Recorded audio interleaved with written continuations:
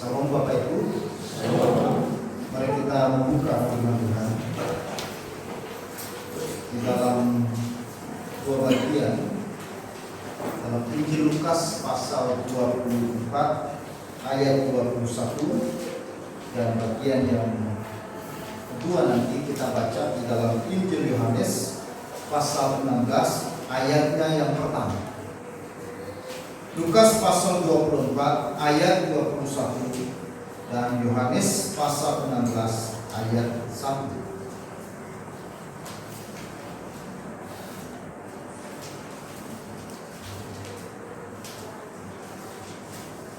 Mari kita baca bersama-sama Lukas pasal 24 ayat. Kita mulai baca ayat 20 dan 21.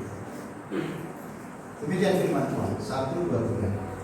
Tetapi imam-imam kepala dan pemimpin-pemimpin kami telah menyerahkan dia untuk dihukum dan mereka telah menyalibkan kami.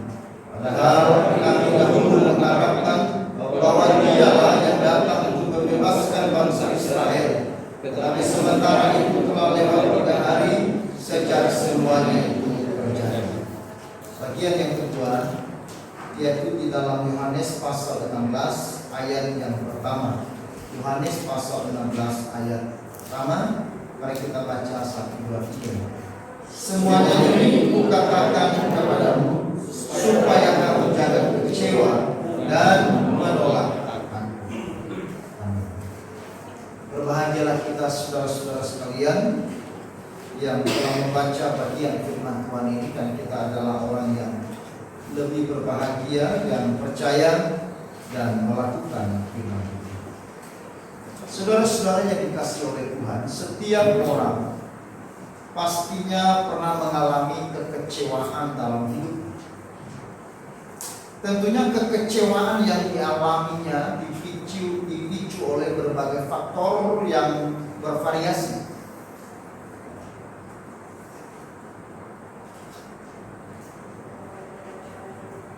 Beragam faktor yang bervariasi tersebut juga berbeda dari seorang kepada yang lain. Saya memberikan satu contoh kisah dalam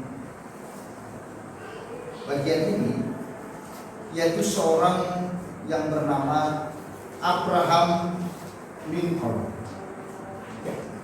Abraham Lincoln adalah seorang pribadi yang sangat ulet dan seorang yang pantang menyerah, dan juga seorang yang berhasil dalam hidup.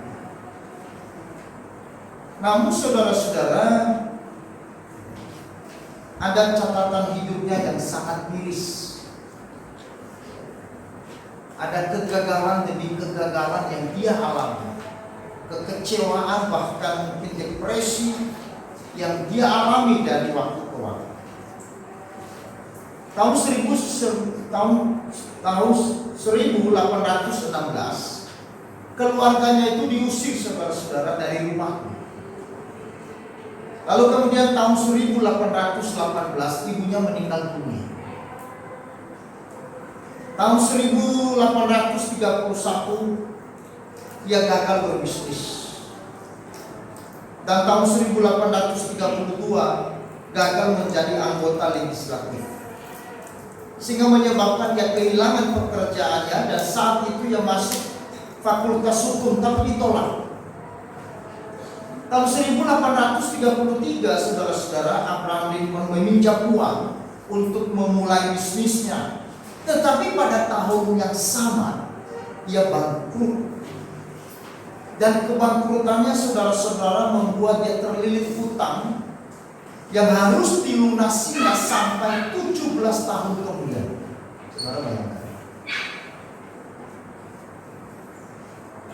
Belum berhenti dari sana saudara-saudara, tahun 1834 ia terpilih sebagai anggota legislatif. Dan tahun 1835 ia bertunangan. Tetapi kemudian tunangannya itu mati.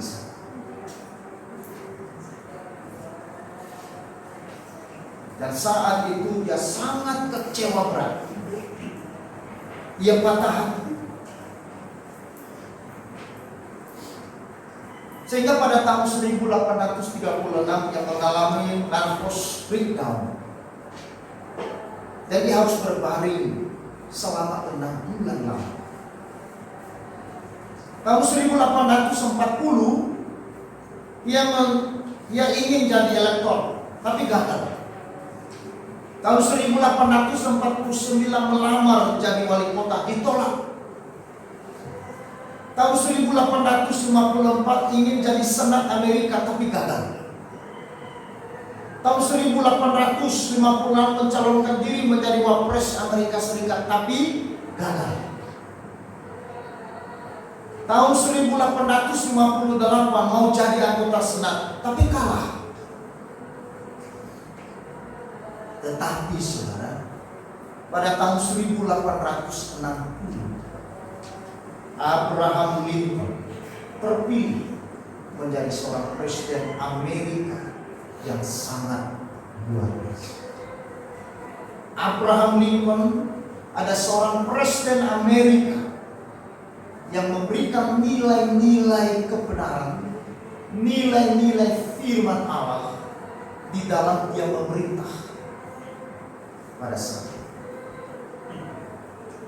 Bahkan salah satu pidato yang sangat terkenal dari seorang Abraham Lincoln, dia berkata, dari Allah, oleh Allah, dari rakyat, oleh rakyat, untuk rakyat, dan bagi rakyat. Saudara, kalimat itu ia adopsi dari mana? Dari Roma pasal 11 ayat 30. Nah, dari Allah, oleh Allah, untuk Allah, dan bagi Allah. Artinya bagi seorang Abraham Lincoln menjadi seorang presiden yang terpilih setelah melewati kegagalan, kekalahan, dan sebagainya dalam hidup, ia menyadari bahwa ia hidup karena Allah, oleh Allah, dan dia mulai bekerja untuk Tuhan dan bagi. Sehingga ia menjadi salah satu presiden Amerika di dalam sejarah Amerika, seorang presiden yang sangat disegani dan sangat dihormati. Ternyata kegagalan, kekalahan, dan kekecewaan menghiasi seluruh hidupnya. Tapi saudara-saudara, ternyata kegagalan bukanlah akhir dari segalanya. Justru menjadi titik balik menuju kehidupan yang lebih baik. Saudara-saudara yang dikasihi oleh Tuhan, kegagalan dan kekecewaan ternyata tidak hanya dialami oleh Abraham Lincoln saat itu, tetapi orang-orang yang tercatat di dalam Alkitab juga pernah mengalami yang namanya kekecewaan. Seperti Elia, seorang nabi besar di Perjanjian Lama, dikisahkan di dalam 1 Raja-Raja pasal 19 ayat 4. Tetapi ia sendiri masuk ke padang gurun sehari perjalanan jauhnya, lalu duduk di bawah sebuah pohon ara. Kemudian ia ingin mati. Katanya, cukuplah itu. Sekarang ya Tuhan, ambillah nyawaku, sebab aku ini tidak lebih baik daripada nenek moyang. Elia menjadi takut dan kecewa karena ancaman dari istri Raja Ahab, yaitu Yezebel. Dan kecewa juga pada orang Israel yang telah meninggalkan perjanjian. Ada contoh lagi orang yang mengalami kekecewaan di dalam Alkitab, yaitu seorang Asaf, seorang pemimpin pujian di dalam bait Allah. Di dalam Mazmur pasal 73 ayat 13 dikisahkan, Asaf berkata, sia-sia sama sekali aku mempertahankan hati yang bersih dan membasuh tanganku tanda tak bersalah. Kenapa Asaf berkata begitu, saudara-saudara? Yaitu karena ia kecewa kepada Tuhan. Ia kecewa karena dia melihat Tuhan tidak adil kepada dirinya. Karena dia melihat jalannya hidup, karena dia melihat jalan hidup orang fasik itu jauh lebih baik dari dirinya sendiri. Padahal dia adalah seorang yang cinta Tuhan, seorang pemimpin puji-pujian di dalam hati Allah, seorang yang melayani Tuhan dalam seumur hidupnya. Sehingga ini menyebabkan dia menjadi kecewa. Tetapi saudara-saudara yang dikasihi oleh Tuhan, tidak hanya Elia ataupun Asaf yang mengalami kekecewaan yang berat dalam hidupnya, tetapi para murid Yesus sendiri, mereka juga mengalami kekecewaan seperti yang diperlihatkan kepada kita di dalam pembicaraan dua orang murid yang sedang berjalan ke Emmaus. Lalu kemudian di dalam perjalanan ke Emmaus, dua murid ini sedang bercakap-cakap. Mereka bertukar pikiran. Mereka sedang berbincang tentang apa yang sedang terjadi di Yerusalem belakangan. Satu peristiwa yang sangat menghebohkan pada zaman itu, yaitu Yesus yang ditangkap, kemudian disalibkan dan mati. Maka Kleopas dan satu murid yang lain, mereka sedang berjalan dan membicarakan hal itu. Lalu kemudian tiba-tiba Yesus menampakkan diri kepada kedua orang murid itu. Nah, saudara-saudara yang dikasihi oleh Tuhan, di dalam pembicaraan mereka berdua tentang apa yang sedang terjadi di Yerusalem pada saat itu, lalu kemudian terlihat bahwa mereka para murid sedang mengalami kekecewaan yang sangat berat. Makanya ayat 20 dan 21 tadi dikatakan, tetapi imam-imam kepala dan pemimpin-pemimpin kami telah menyerahkan dia untuk dihukum mati, dan mereka telah menyalibkannya. Padahal kami dahulu mengharapkan bahwa dialah yang datang untuk membebaskan bangsa Israel. Kalimat itu saudara-saudara kita bisa pahami, kita bisa dapat mengerti bahwa para murid sedang mengalami kekecewaan terhadap apa yang sedang terjadi dengan penangkapan, penyiksaan, penyaliban serta kematian Yesus yang terjadi dalam beberapa hari sebelum. Kalimat ini muncul dengan kata yang kita baca tadi, padahal kami dahulu mengharapkan bahwa dia yang datang untuk membebaskan bangsa Israel. Mereka kecewa karena ada sesuatu yang tidak terwujud. Nah, saudara-saudara yang dikasihi oleh Tuhan, ternyata peristiwa kematian daripada Kristus telah memberikan goncangan saudara-saudara iman dan kekecewaan berat bagi para murid. Peristiwa itu telah menghancurkan mimpi-mimpi indah mereka, harapan-harapan dari para murid, kerinduan-kerinduan dari para murid. Apalagi saudara, kalau kita melihat di dalam Injil Yohanes pasal 15, di sana kita melihat bagaimana mimpi-mimpi para murid dibangun. Kita juga melihat melalui satu peristiwa di mana seorang ibu dari kedua anaknya yang jadi murid untuk meminta Yesus menempatkan anaknya ada yang di sebelah kanan dan ada yang di sebelah kiri. Itu artinya bahwa 3,5 tahun para murid yang bersama dengan Yesus selama ini membangun harapan-harapan yang indah, mimpi-mimpi yang indah, keinginan-keinginan untuk menjadi murid yang besar, murid yang mendapatkan posisi secara politik pada saat itu. Saudara-saudaraku yang kekasih, itulah sebabnya mereka berkata, padahal kami dahulu mengharapkan bahwa Yesus akan menjadi raja bagi Israel. Padahal kami dahulu berharap Ia akan bersama-sama dengan kami selamanya, sehingga Romawi akan kita usir dari negeri Israel. Padahal kami dahulu berharap bahwa masa depan kami akan lebih baik dari sebelumnya. Padahal kami dahulu rindu supaya pekerjaan kami ada sesuatu yang berubah. Mungkin Petrus berkata, selama ini aku hidup sebagai seorang nelayan. Mudah-mudahan dengan mengikut Yesus terjadi sebuah perubahan, masa depan yang lebih baik. Sekiranya Yesus menjadi raja bagi Israel. Saudara-saudaraku yang kekasih dalam Tuhan,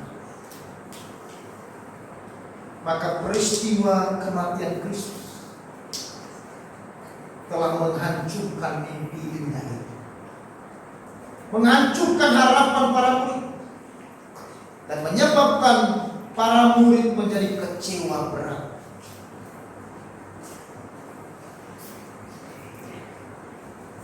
Mengapa para murid ini kecewa? Karena apa yang mereka harapkan tidak tercapai atau tidak terpenuhi. Guru mereka yang hebat, yang bisa menghidupkan orang mati, menyembuhkan orang yang sakit, menghardik badai, mengusir setan, dan mengadakan berbagai mukjizat-mukjizat yang lain, ternyata hari ini mati.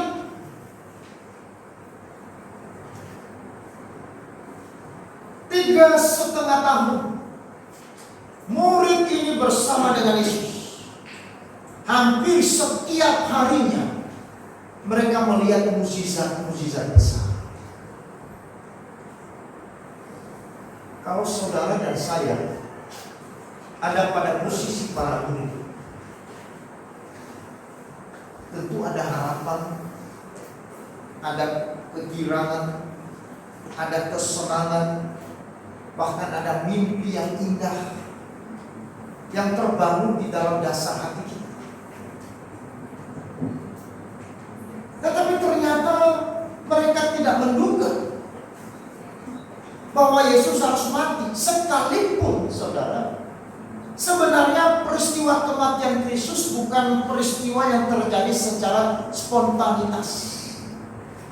Tetapi yang kita mengatakan bahwa kematian dan kebangkitan Kristus adalah sebuah peristiwa yang telah dinubuatkan jauh dari sebelum.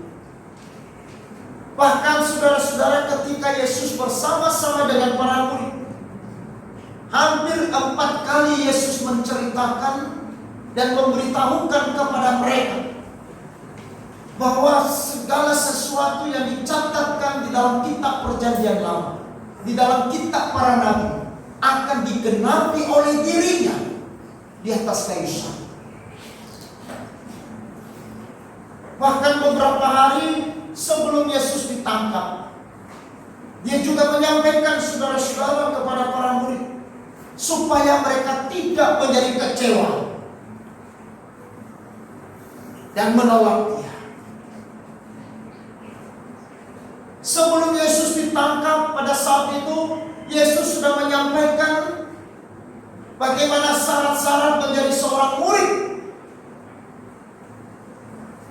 Ia juga telah memberitahukan kepada mereka bahwa anak manusia memang harus mati, tetapi pada hari yang ketiga dia akan bangkit kembali.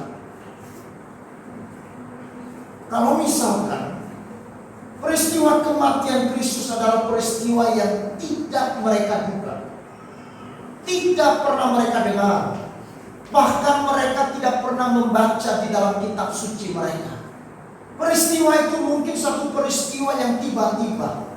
Wajar bukan kalau para murid kecewa?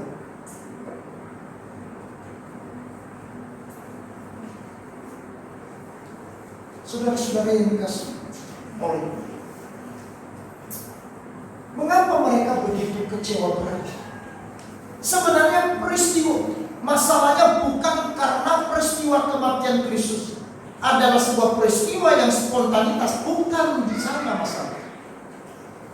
Masalah kekecewaan berat para murid karena ada mimpi-mimpi yang indah, ada harapan-harapan yang indah yang dibangun secara mendasar di dalam hati mereka. Sehingga ketika itu tidak tercapai, tidak terpenuhi, maka kemudian saudara-saudara, mereka menjadi kecewa.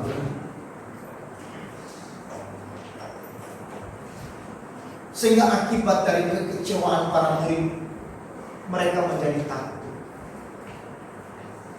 Mereka menjadi putus asa.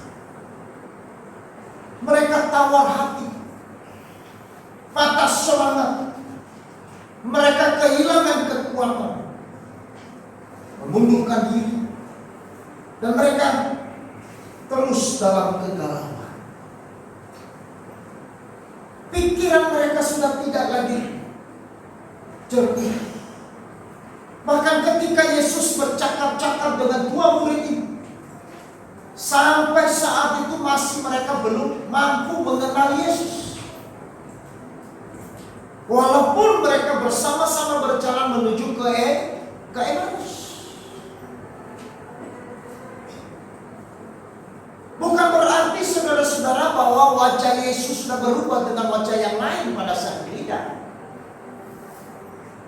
Meskipun saudara-saudara bahwa tubuh yang dikenakan oleh Kristus setelah kebangkitannya adalah tubuh kemuliaan. Tetapi bukan berarti bahwa mereka sebenarnya tidak bisa mengenalinya. Tetapi apa yang membuat mereka begitu lama di dalam perjalanan menuju ke Emmaus, mereka tidak mampu mengenalinya. Suara yang khas yang mereka sudah dengar siang dan malam selama 3,5 tahun, seakan suara orang asing. Aneh rasanya kalau saudara berteman dengan seorang 3,5 tahun lalu tidak mampu mengenali suaranya. Kalau 3,5 tahun saudara sudah bersama-sama dengan orang itu, lalu kemudian berjumpa pada suatu tempat, lalu kemudian saudara tidak mengenalinya. Kalau mungkin saudara-saudara itu terjadi mungkin puluhan tahun setelah itu, mungkin itu adalah sesuatu yang wajar karena terjadi perubahan di dalam tubuh. Tetapi saudara lihat di sana, ini hanya berapa hari, 3-4 hari.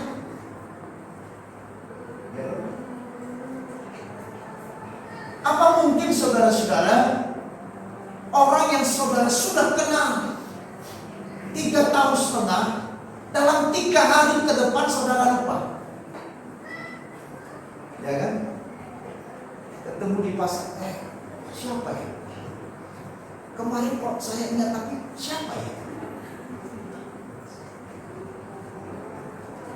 Mungkin saja terjadi kalau seseorang itu mengidap penyakit amnesia. Tetapi para murid tidak amnesia. Lalu masalahnya di mana? Alkitab mengatakan mata hati mereka tertutup. Mata iman mereka tertutup. Ini yang menjadi masalah. Ditutup oleh apa, saudara-saudara? Ditutupi oleh sebuah kekecewaan. Makanya orang yang mengalami kekecewaan yang berat itu akan berakibat menjadi orang yang paranoid, menjadi orang yang begitu cemas, gelisah, marah, cepat tersinggung. kehilangan semangat, bahkan mungkin bisa menjadi putus asa. Inilah reaksi dari sebuah kekecewaan berat yang dialami oleh seseorang. Reaksi ini yang kemudian kita lihat dari kehidupan para murid setelah peristiwa kematian Yesus di atas kayu salib. Tetapi saudara-saudara yang dikasihi oleh Tuhan, berita serta pembuktian dari Yesus sendiri yang telah berulang-ulang kali menampakkan dirinya bahwa ia sudah bangkit, ia sungguh hidup, telah mengubah kekecewaan dan ketakutan mereka menjadi sebuah kegembiraan dan kebahagiaan. Iman mereka yang terguncang karena kekecewaan berat, karena guru mereka yang selama ini bersama-sama dengan mereka telah mati, berubah menjadi sebuah iman yang penuh harapan dan keberanian. Apa yang dialami oleh para murid, saudara-saudara, mungkin saja menjadi pengalaman saudara saat ini. Saudara mungkin kecewa dengan suami, kecewa dengan istri, kecewa dengan anak, kecewa dengan teman, dengan sahabat, dengan pendeta, kecewa mungkin dengan gereja, atau mungkin saudara kecewa dengan diri sendiri, marah pada diri sendiri, atau mungkin saudara-saudara kecewa pada Tuhan, seperti yang dialami oleh Eli ataupun Asa.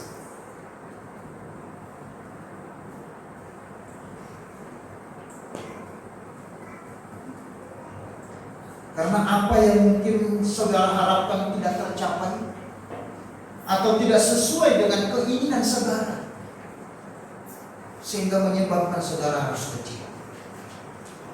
Tetapi hari ini saudara-saudara, Alkitab mengingatkan kepada kita bahwa tinggal dalam sebuah kekecewaan itu tidak baik.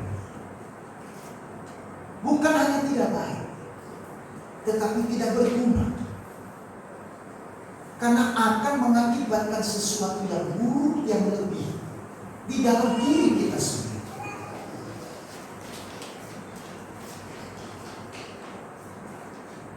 Saudara sekalian, sama seperti Tuhan memulihkan Elia, Asaf, maupun para murid di dalam kekecewaan hati mereka, maka hari ini pun Tuhan juga mampu memulihkan kita. Karena tidak ada hati yang penuh kekecewaan yang tidak bisa diubah menjadi iman yang penuh harapan oleh kuasa kebangkitan Kristus. Amin. Tidak ada kekecewaan yang tidak bisa diubah oleh Tuhan menjadi sebuah kegembiraan dan sukacita. Tidak ada sebuah kekecewaan yang tidak bisa diubah, dipulihkan oleh Kristus yang sudah bangkit dari antara orang mati, menjadi sebuah kekuatan, menjadi sebuah harapan yang pasti di dalam hidup. Oleh karena itu, bagaimana kita bangkit dari kekecewaan? Ini menjadi penting. Untuk kita mengetahui bagaimana kita bangkit dari kekecewaan, maka mari kita melihat kisah yang tadi saya sudah sampaikan. Bagaimana Elia, bagaimana Asaf, bagaimana para murid dibangkitkan oleh Tuhan dari kekecewaan. Kekecewaan yang dihadapi oleh Elia tadi, yang tinggal dalam kegalauan yang berat, Tuhan hadir Tuhan mengerti. Tuhan peduli apa yang dialami oleh Elia. Sekalipun saat Elia berkata, Tuhan cabutlah nyawaku, ambillah nyawaku. Tidak ada gunanya aku harus hidup. Tidak ada artinya aku harus mengikutmu lagi dan melayanimu lagi. Tetapi Tuhan kita adalah Tuhan yang sangat peduli. Tuhan yang mengerti yang paling dalam apa yang menjadi kekecewaan dari hati manusia. Tuhan tidak kemudian mengusir Elia dan marah kepada Elia karena kekecewaan yang dialami. Tuhan tidak menghati Elia karena dia berkata, ambillah nyawaku. Tetapi Tuhan justru datang kepada Elia dan kemudian dia merangkul Elia dengan berkata, bangun dan makanlah. Tuhan berkata, bangun hai kau Elia yang sedang kecewa, dan makanlah.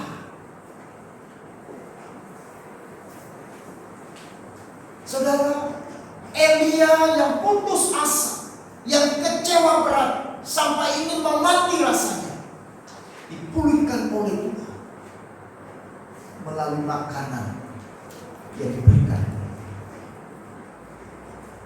Makanlah. Demikian juga saudara-saudara, kisah dua murid yang sedang berjalan ke Emmaus tadi. Ketika mereka di dalam perjalanan, mereka mulai berbicara, bercakap, bertukar pikiran terhadap apa yang sedang mereka alami, kekecewaan yang mereka alami. Lalu kemudian mereka tidak mampu mengenali Yesus yang berjalan bersama dengan mereka. Tetapi kemudian Yesus berkata apa? Makanlah. Ketika mereka duduk dan makan, Yesus membagi-bagikan roti kepada mereka. Dan waktu itu mereka menjadi sadar. Terbukalah mata mereka. Sehingga mereka kemudian mengenali Yesus yang sudah bangkit. Ketika mereka telah makan, baru mereka sadar bahwa ternyata Yesus yang berjalan bersama-sama dengan mereka menuju ke Emmaus adalah guru, adalah Tuhan yang selama ini mereka layani. Saudara, Tuhan memulihkan hati kita dari kekecewaan melalui kita makan makanan rohani yang hidup, yaitu firman Allah yang hidup. Amin.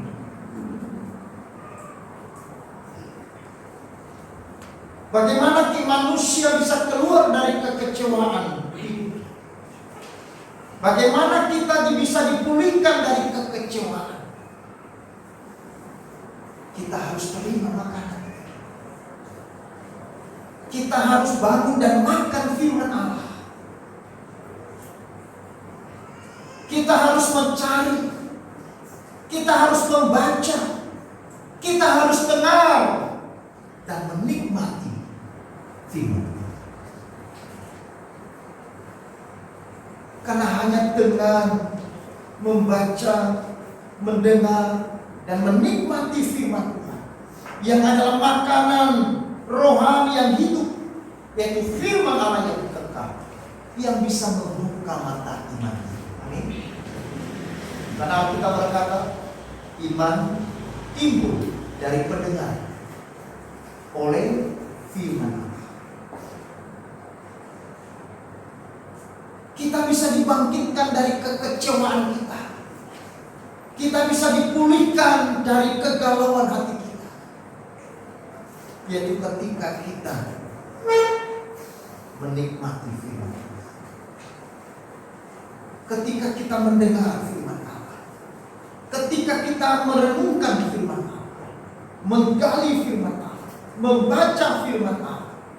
Karena tidak ada saudara-saudara terang yang bisa menerangi mata iman kita kecuali firman.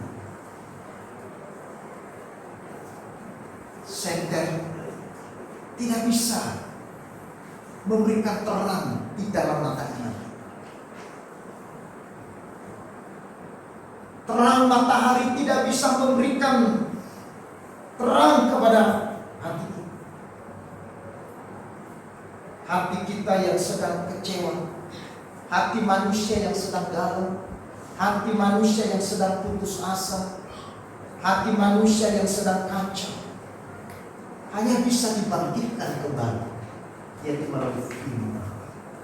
Tidak ada cara. Iman kita yang goncang di tengah-tengah badai yang kita hadapi, iman kita yang mungkin mulai luntur, mulai lemah, mulai redup, itu hanya bisa dinyalakan kembali sehingga bersinar oleh firman. Makanya pemazmur mengatakan firman Allah adalah pelita di terang bagi jalan. Tidak ada terang yang bisa menuntun kita di dalam kegelapan. Tidak ada terang yang bisa menuntun kita di dalam kegalauan ini. Tidak ada terang yang bisa menuntun kita melewati setiap kehidupan ini, kecuali firman Allah. Setiap kita pernah mengalami kekecewaan dan mungkin juga sedang kecewa. Saya tidak tahu saudara hari ini ada kecewa, tetapi saudara-saudara, Tuhan yang sudah bangkit dari antara orang mati, Dia adalah Tuhan yang mampu memulihkan saudara. Amin. Dia adalah Tuhan yang punya kuasa melalui firman yang adalah terang yang bisa membuka mata hati kita, sehingga kita mampu melihat bahwa di balik kekecewaan ada harapannya. Di balik ketakutan ada kegembiraan yang saudara-saudara. Kalau mata hati kita tertutup, maka kita melihat segala sesuatu di sekitar kita menjadi gelap. Kalau saudara melihat segala sesuatu menjadi gelap, maka rasanya menjadi tidak nyaman. Kalau saudara tinggal di dalam kegelapan dan saudara tidak melihat terang di dalam, apa rasanya? Saya yakin kita tidak akan betah di dalam kegelapan seperti ini. Rasanya sesak. Rasanya kita ngos-ngosan. Saudara, saya pernah dikurung di sebuah kamar oleh papa saya, karena nakalnya saya waktu itu. Nah, waktu itu saudara-saudara tahun 70-an, 80-an di kampung saya tidak ada listrik. Jadi kalau kita dimasukkan ke sebuah kamar, sebuah gudang, itu betul-betul gelapnya bukan. Ditutup dari luar. Saya dibiarkan di dalam gudang.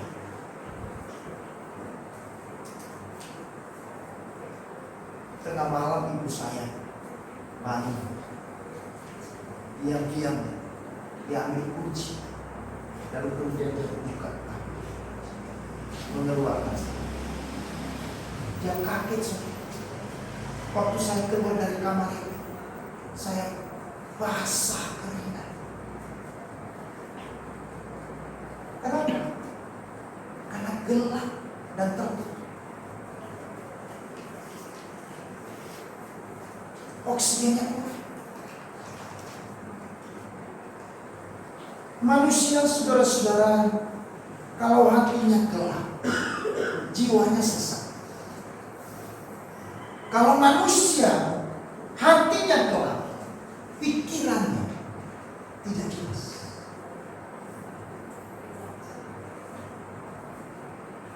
Ini yang terjadi dengan para murid. Mata hati mereka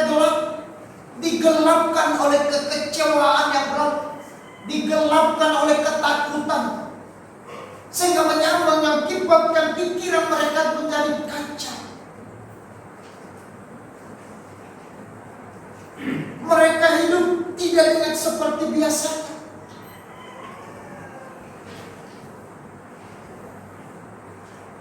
Maka itu sebabnya saudara-saudara, mari kita mau datang kepada Tuhan. Kita serahkan kekecewaan kita kepada Tuhan. Dan kita mau bangkit. Melalui apa? Melalui kita makan rohani, makan Allah.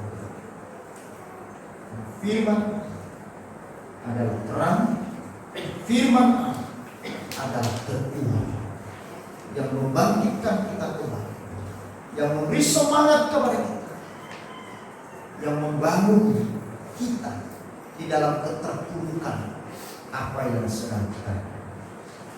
Karena Yesus yang kita percaya tidak saja mati untuk dosa-dosa kita, tetapi Dia juga telah bangkit bagi hidup kekal. Amin.